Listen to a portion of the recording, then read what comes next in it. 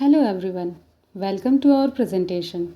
We are going to present and explain a very important topic of statistical mechanics, reaction diffusion equation. In this, we will come across the following key points.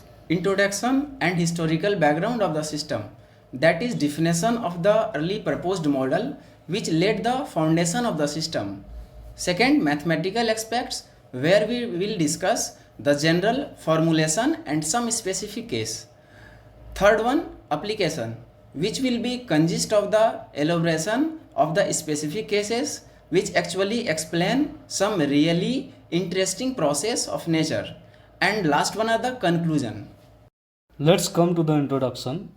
Firstly, we need to know what reaction diffusion equation means.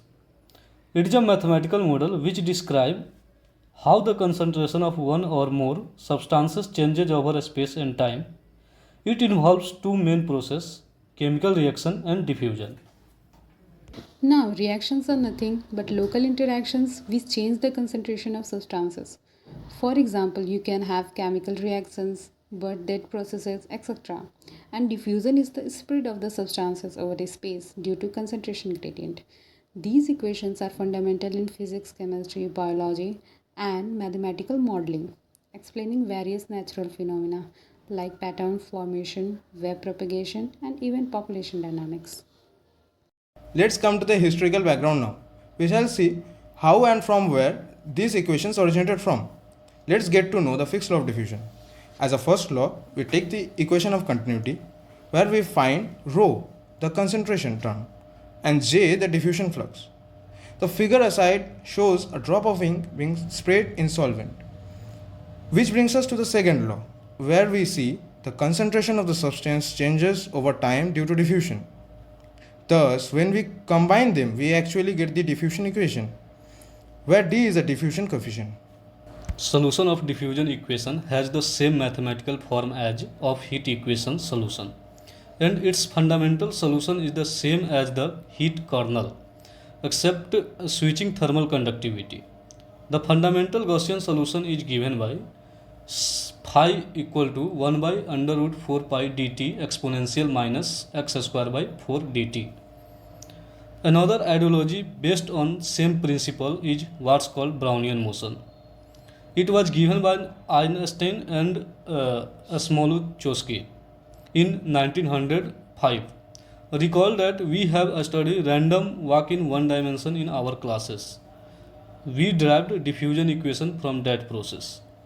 That very same process, that is random motion of particles, was studied by them. Thus then linked to diffusion, it laid the foundation for a stochastic process, also called Markovian process. Basically, their work explained probability theory, a crucial part of statistical. Okay, so now we shall see some early reaction diffusion model which were set up on the foundation of the diffusion. Fisher-KPP equation model, population growth and inversion wave. As you can see, there is a additional term to the original diffusion equation. Here u determine the growth rate where 1 minus u will simply indicate the death rate or decay rate. You can consider the population of the rabbits in forest over many years. If you go to solve such inhomogeneous equation, you get traveling wave solution. Another example can be BZ equation, Belousov observed oscillatory chemical reactions, which challenges the classical chemical equilibrium theory. Later this diffusion wave were refined and experimentally verified. It's led to the discoveries in the chemical pattern formation. Let's discuss the mathematical aspects. The typical representation of a reaction diffusion equation is as follows. As we can see, there are two diffusion reaction equations resembling a two-component fluid, where one is a solute and another is a solvent. Here, U and V are the concentration of the two interacting chemical species. The du and dV are the respective diffusion coefficients. F and G are the reaction terms representing the reactions between two chemicals. This formalism can be extended even for a system of solutes which are numerically solvable.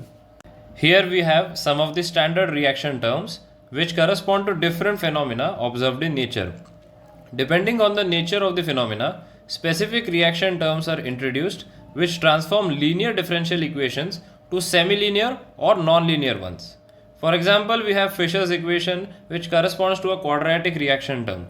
It explains the spreading of biological populations.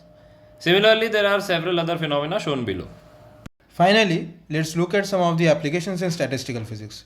The first is the pattern formation or self-organization. Similar to phase transitions, this model describes how spatial structures emerges from homogeneous states. Secondly, we have non-equilibrium phase transitions.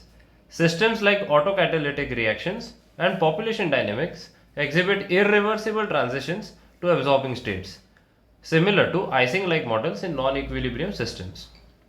Third, we can have spreading process and front propagation.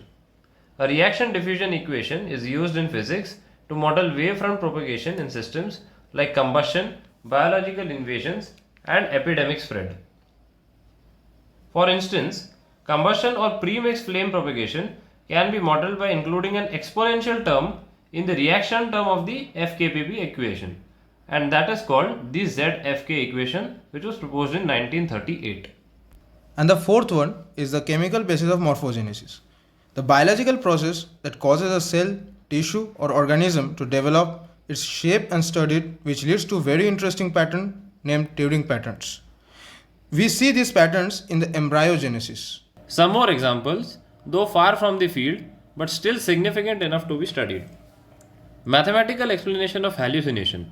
It's nothing but chemical reaction at the corticoid layer of the eye. Similarly, we can also study the dynamics of the fission waves using diffusion technique. There are several other phenomena which are still extensively studied and researched upon by the researcher over the world. Hence, we conclude our presentation. We hope it was entertaining and informative at the same time. Thank you.